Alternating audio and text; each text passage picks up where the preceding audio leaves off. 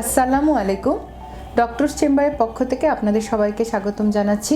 আমি doctor Siraju Monira, consultant, বর্তমানে প্রেষণে Bangabandhu Sheikh Mujib medical ইউনিভার্সিটিতে রিপ্রোডাক্টিভ এন্ডোক্রাইনোলজি অ্যান্ড ইনফার্টিলিটি বিভাগে কর্মরত আছি। আমি এইচডিসিএল শ্যামলীতে কনসালটেন্ট হিসেবে রোগী দেখে থাকি। এছাড়াও আমি ধানমন্ডি ল্যাবেড ও সাভার ল্যাবেডে শুক্রবার রোগী দেখে থাকি।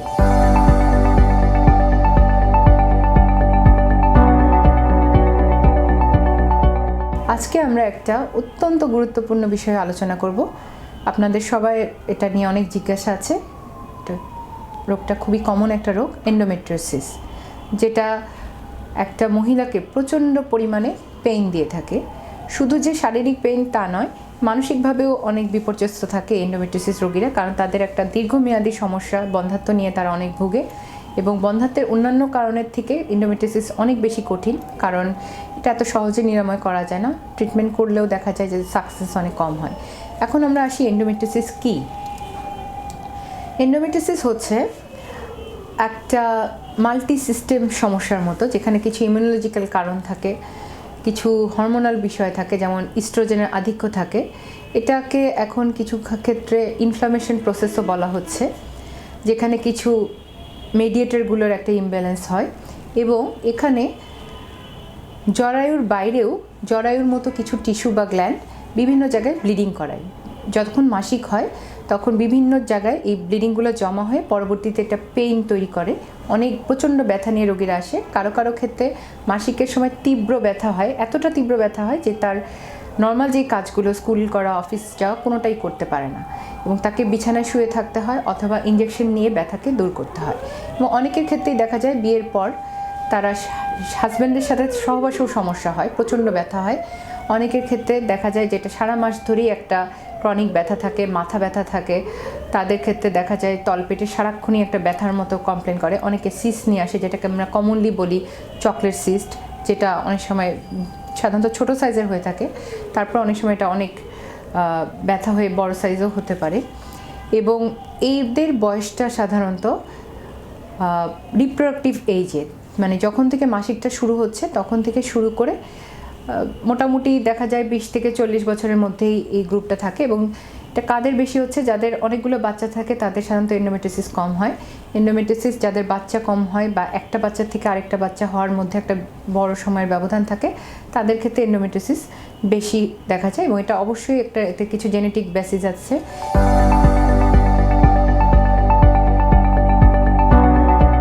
আচ্ছা, এন্ডোমেট্রিওসিস কেন হচ্ছে? এন্ডোমেট্রিওসিসের অনেকগুলো থিওরি আছে।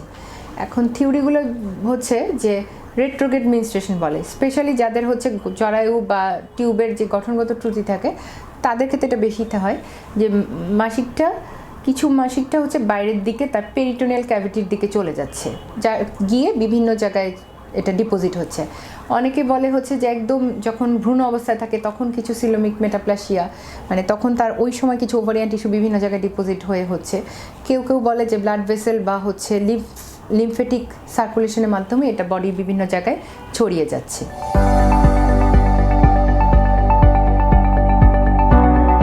এই এন্ডোমেট্রিওসিস কিভাবে প্রতিকার করা যেতে পারে? এন্ডোমেট্রিওসিসের কোনো প্রিভেনশন নেই।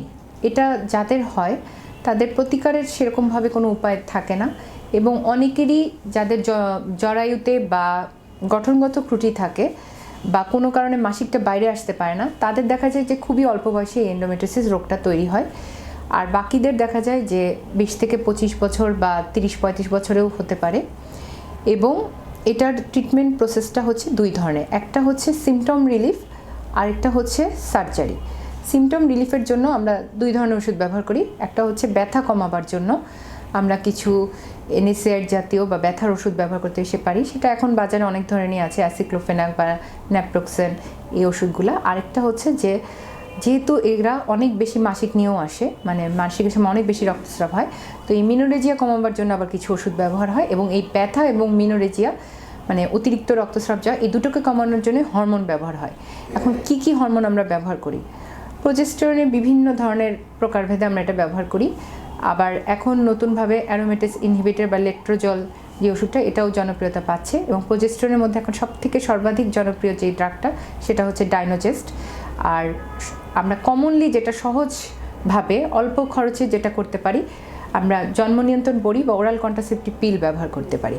কিন্তু যেই ওষুধটাই আমরা হরমোনাল ওষুধটা ব্যবহার করি, আমাদের একটাই উদ্দেশ্য থাকবে যে মাসিকটাকে বন্ধ রাখা। এক্ষেত্রে আমরা ওরাল কন্ট্রাসেপটিভ পিল যদি দিই, সেটা আমাদের কন্টিনিউয়াসলি দিতে হবে, টানা দিতে হবে। কারণ যদি রোগীর আবার মাসিক হয়, তাহলে আবার রক্তক্ষরণ হয়ে আরেকটা নতুন ডিপোজিট তৈরি হবে।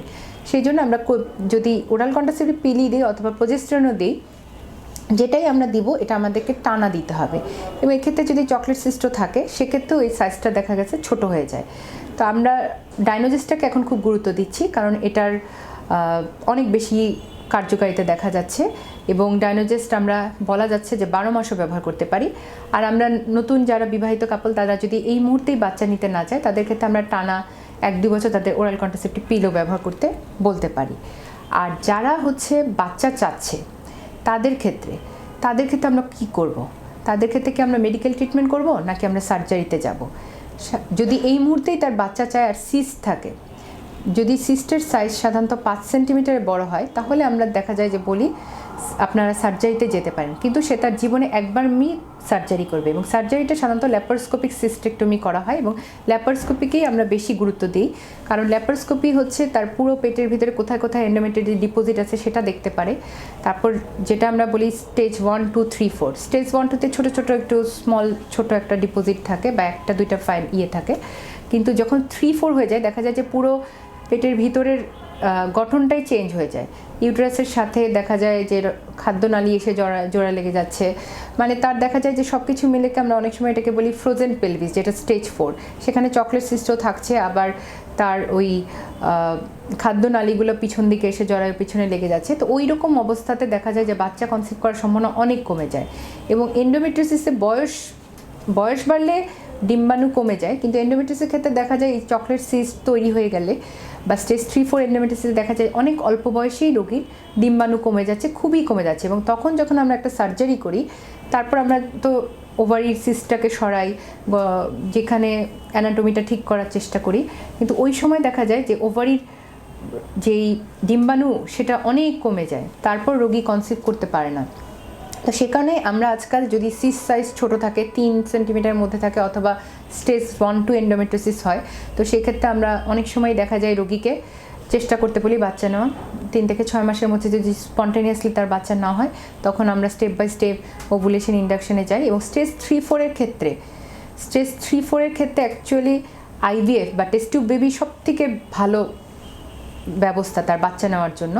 কিন্তু অনেক সময় আইইউআইও আমরা স্টেজ 3-4 বলতে পারি। কিন্তু আমরা যখন একটা ল্যাপারোস্কোপি করে যদি আমরা তার সমস্ত অ্যানাটমি ঠিক করতে পারি, তারপর সব কিছু ঠিক করে আমরা যদি জিএনআরএইচ এই হরমোনটা দিয়ে তার এন্ডোমেট্রিওসিস প্রসেসটাকে যদি একটু সাপ্রেস করে রাখি, যদিও জিএনআরএইচ অনেক ব্যয়বহুল, কিন্তু এটা আমরা কাদের ক্ষেত্রে ব্যবহার করব? যারা অনেক দিন বিয়ে হচ্ছে, বাচ্চা হচ্ছে না, তার বারবার একই এন্ডোমেট্রিওসিস সিমটমগুলো অনেক বেশি হচ্ছে, বা আগেও তার একটা অপারেশন হয়েছে, সেক্ষেত্রে আমরা অনেক সময় অপারেশনকে বাইপাস করে গিয়ে তাকে আমরা ডাইরেক্টলি টেস্ট টিউবে যাওয়ার আগে 3 মাস আমরা এই জিএনআরএইচ হরমোনটা দিতে পারি। এটা ব্যয়বহুল হলেও আলটিমেটলি তার একটা উপকার হয়। তো ল্যাপারোস্কোপির কিছু সুবিধা আছে এন্ডোমেট্রিওসিসের ক্ষেত্রে। এক্ষেত্রে তার টিউবটাও আমরা দেখে আসতে পারি যেটা খোলা আছে কিনা। এবং অনেক সময় আজকাল আমরা এন্ডোমেট্রিওসিস সিস্ট অপারেশনটা টিভিএসের মাধ্যমে সিস্ট অ্যাসপিরেশন করেও আমরা ডাইরেক্টলি আইভিএফে যেতে পারি।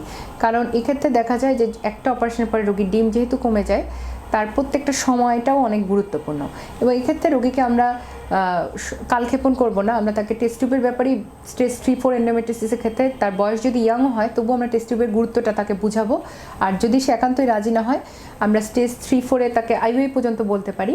একমাত্র স্টেজ 1-2তেই আমরা শুধুমাত্র ওভুলেশন ইন্ডাকশন বা এই যে লেট্রোজল এই ওষুধগুলো দিয়ে আমরা চেষ্টা করতে পারি। প্রথমেই সার্জারিতে যাব না, আমরা একটু চেষ্টা করব যে মেডিকেল ট্রিটমেন্ট করার। যদিও যখন বাচ্চা নেওয়ার বিষয়টা আসে, তখন এন্ডোমেট্রিওসিসের ক্ষেত্রে ল্যাপারোস্কোপি প্রেফারেবল। তবে আমাদের একটাই কথা মনে রাখতে হবে যে বারবার রোগীকে সার্জারি করা যাবে না। এটা সিস্টের জন্যই হোক আর এন্ডোমেট্রিওসিস যে কারণেই হোক, তার একবারই লাইফ টাইমে এই আমরা অপারেশনটা করব। তারপর যদি দেখা যায় যে রোগীর বারবার একই সিমটম হচ্ছে, তো সেক্ষেত্রে আমাদেরকে টেস্ট টিউবের পরামর্শ দিতে হবে, টেস্ট টিউব বেবি নেওয়ার। আর যদি একদম স্টেজ 1-2 হয়, তাহলে আমরা তাকে ওভুলেশন ইন্ডাকশন দিতে পারি। এটা ওরাল ওষুধের মাধ্যমেও দিতে পারি, অথবা ইনজেকশনের মাধ্যমেও দিতে পারি।